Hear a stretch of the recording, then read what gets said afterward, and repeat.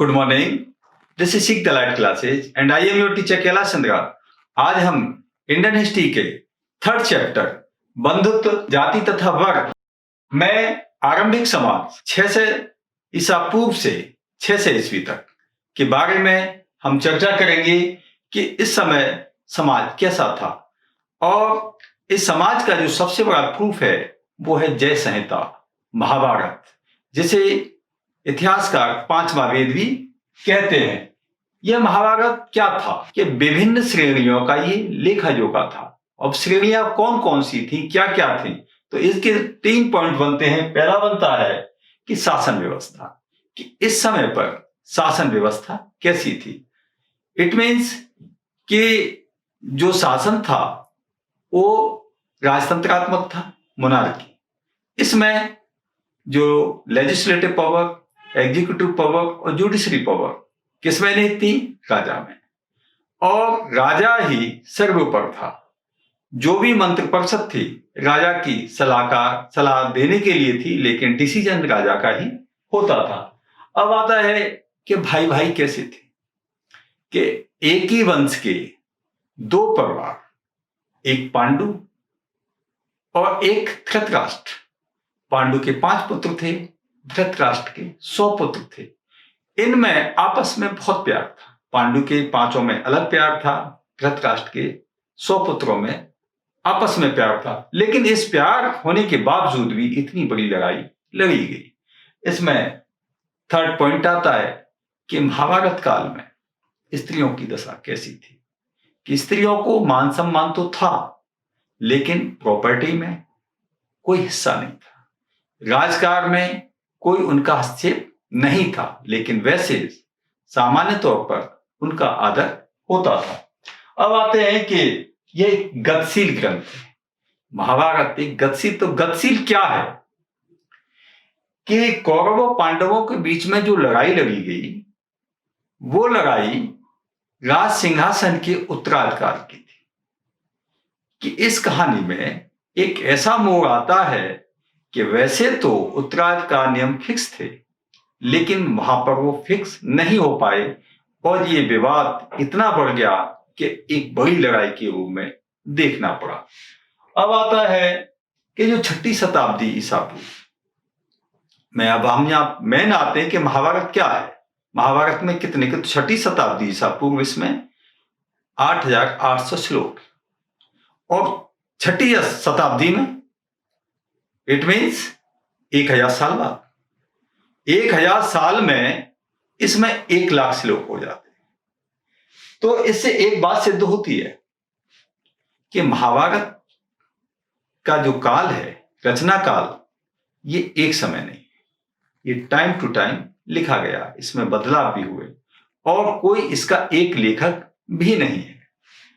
अब जब 1000 साल की बात आती है कि अगर हम किसी को एक राइटर मान लें तो 1000 साल तक कोई व्यक्ति जीवित नहीं रह सकता, चाहे वो वेद व्यास हो, चाहे वो भाट सारथी हो, कोई भी 1000 साल तक जीवित नहीं रह सकता।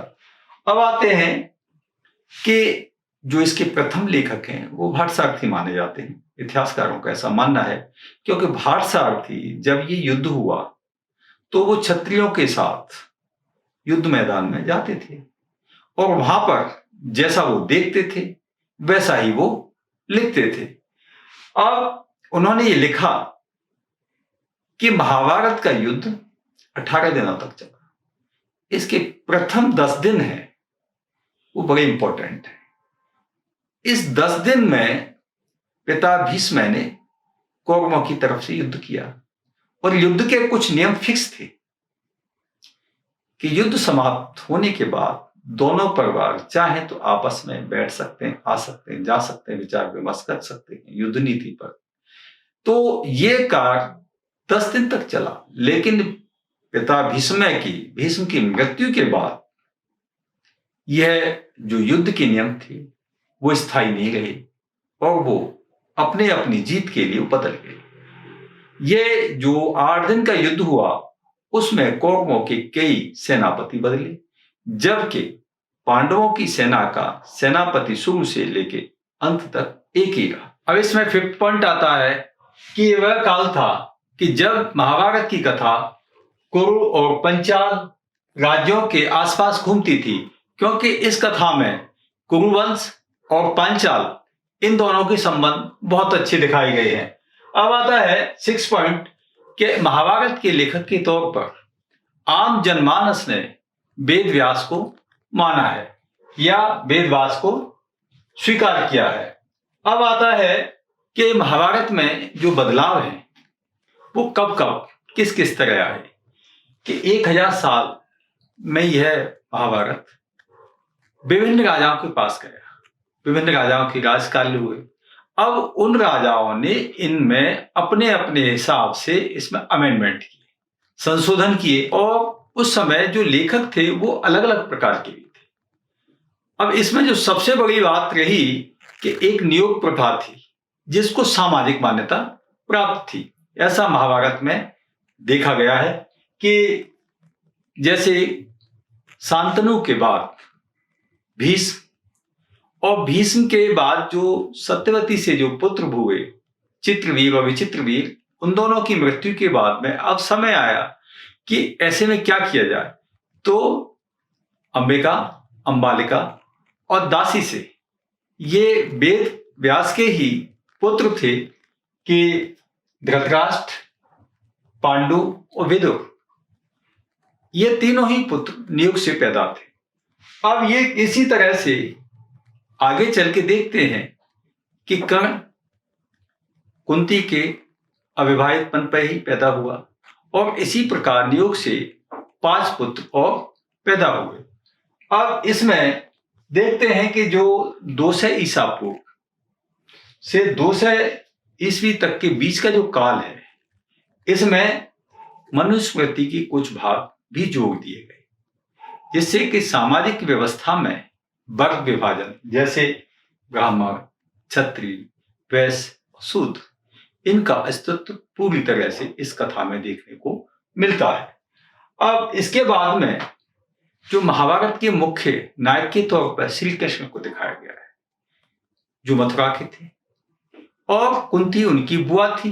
तो हस्तिनापुर में इनका पूरा हस्तक्षेप रहा है, और ये कहानी जो कृष्ण की है और उनके द्वारा दिए हुए गीता के उपदेश, ये कहाँ दिए गए? महाभारत के युद्ध के समय पर, कि जब अर्जुन ने युद्ध करने से मना कर दिया क्योंकि सामने उनके परिवार के ही लोग थे। तो ऐसी स्थिति में एक धर्म के प्रति युद्ध लड़ने के लिए कृष्ण ने अर्जुन को तैयार किया। वो सारे उपदेश गीता के हैं जो इसमें बाद में जोड़े गए हैं, और ये सारा महाभारत का काल में जो फेरबदल है ये अलग अलग समय पर हुआ, अलग अलग राजाओं के समय पर हुआ, अलग अलग लेखकों ने किया। तो हम ये मान के चलते हैं कि महाभारत का कोई एक लेखक नहीं है।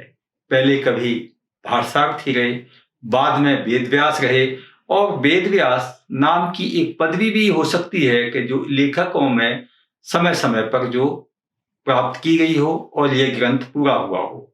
तो इस प्रकार हम ये देखते हैं कि महाभारत से संबंधित ये महत्वपूर्ण जानकारी आपको दी गई है।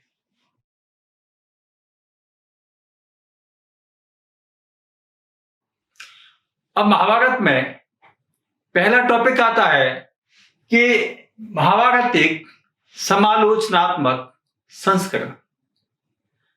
इट मीन्स कि आधुनिक काल में 1919 में एक इतिहासकार हुए वीएस सुखतांकर, इन्होंने ये बीड़ा उठाया कि मैं इस महाभारत को एक ग्रंथ के रूप में प्रस्तुत करूंगा, क्योंकि इसकी पांडुलिपियां पूरे भारत में फैली हुई थी। तो इन्होंने 1919 से ये कार्य शुरू किया, जब अंग्रेजी शासनकाल था और यह बड़ा कठिन दौर था। इन्होंने भारत में घूम घूम कर सारी पांडुलिपियां एकत्रित की, और इनके द्वारा इस ग्रंथ को संकलन करने में इन्हें 47 साल लगे, और यह 47 साल में इन्होंने एक ग्रंथ लिख दिया 13,000 पेजों का। जो आज आपको महाभारत के रूप में दिखाई देता है। 1919 से पहले ये एक ग्रंथ इस प्रकार का नहीं था। अब इसमें दो बातें निकल के आती हैं कि एक तो संस्कृत के पाठों में कि जो अंश थे उनमें बहुत ज्यादा समानता मिली है, और दूसरा ये है कि कई शताब्दियों तक एक राजा से दूसरे राजा के यहाँ घूमता रहा। उन्होंने अपने अपने अनुसार इसमें संशोधन किए, जैसे कि पूर्व में बताया गया है कि इससे क्षेत्रीय विवाद भी उठे। किसी राजा ने कुछ लिख दिया, किसी राजा ने कुछ लिखवा दिया, तो इस तरह से क्षेत्रीय विवाद भी उसमें उभरे। तो ये दो बातें तो सिद्ध होती हैं कि महाभारत का कोई एक लेखक नहीं है, और दूसरी बात जो आती है निकल के कि इसका रचना काल भी एक नहीं है। कहीं 6वीं शताब्दी ईसा पूर्व है, तो कभी 5वीं शताब्दी ईसा पूर्व, कहीं 200 ईसा पूर्व है। तो इस तरह से ये जो कालक्रम है इसका लिखने का वो अलग अलग खंडों में विभाजित हुआ है। अब नेक्स्ट टॉपिक है कि बंधुत्व एवं विवाह। इसमें सब टॉपिक बनता हमारा कि परिवारों के विषय में जानकारी, कि परिवार जो महाभारत में मेन है वो है पांडव फैमिली और एक कौरव फैमिली। पांडु के 5 पुत्र थे और धृतराष्ट्र के 100 पुत्र थे। 5 पुत्रों में बहुत ज्यादा प्यार था। इसी तरह से जो 100 भाई थे धृतराष्ट्र के जो पुत्र थे उनमें भी आपस में बड़ा प्यार था, और कहीं कहीं सामाजिक समारोह में इन सभी भाइयों में आपस में बहुत प्यार मिलता है। लेकिन इसके बावजूद भी इतनी बड़ी लड़ाई लड़ी गई कि जो आज तक हमें देखने को नहीं मिलती है। इसके क्या कारण थे? तो इस सबसे बड़ा कारण था उत्तराधिकार, राजगद्दी और उत्तराधिकार। तो इसमें एक मोड़ आता है इस कहानी में कि जब धृतराष्ट्र अंधा होने की वजह से वो गद्दी पर नहीं बैठ पाए, क्योंकि जो व्यक्ति अपनी रक्षा नहीं कर सकता वो राज्य की रक्षा क्या करेगा। तो इस प्रकार ये गद्दी, राजगद्दी, पांडु को छोटे होते हुए भी हस्तिनापुर की गद्दी मिली। लेकिन पांडु के द्वारा वन चले जाने पर वो गद्दी खाली हो गई। तो पांडु ने स्वयं धृतराष्ट्र से कहा कि जब तक मैं ना आ जाऊं तब तक आप इस गद्दी पर बैठिए। लेकिन हुआ ये कि पांडु के 5 पुत्र वन में ही हुए और इधर हस्तिनापुर में धृतराष्ट्र के 100 पुत्र हुए। तो चूंकि पहले राजा पांडु थे उनका हक बनता है, और जो करंट के जो राजा धृतराष्ट्र थे उनके पुत्रों का भी हक बनता है। उनका कहना था कि हम राजा के पुत्र हैं तो हम उत्तराधिकारी बने, लेकिन वो कहना है कि वो हमारे पिता पहले राजा थे इसलिए उत्तराधिकारी हम हैं। अब फिर इनमें दोनों में ज्येष्ठता का प्रश्न था। तो ज्येष्ठता के मामले में युधिष्ठिर बड़े थे और दुर्योधन छोटे थे, इसलिए इन दोनों राजवंशों में, इन दोनों परिवारों में एक ही राजवंश था लेकिन परिवार दोनों अलग अलग थे। तो इन दोनों में इस उत्तराधिकार के नियम के तहत ये लड़ाई लड़ी गई कि युधिष्ठिर उत्तराधिकारी होगा राज्य का या दुर्योधन। तो इस प्रकार ये भाई भाइयों में झगड़ा हुआ। अब ये झगड़ा आज भी देखने को मिलता है। और इसी के साथ ये वीडियो समाप्त हुआ और अगले वीडियो में हम फिर मिलेंगे। Thank you.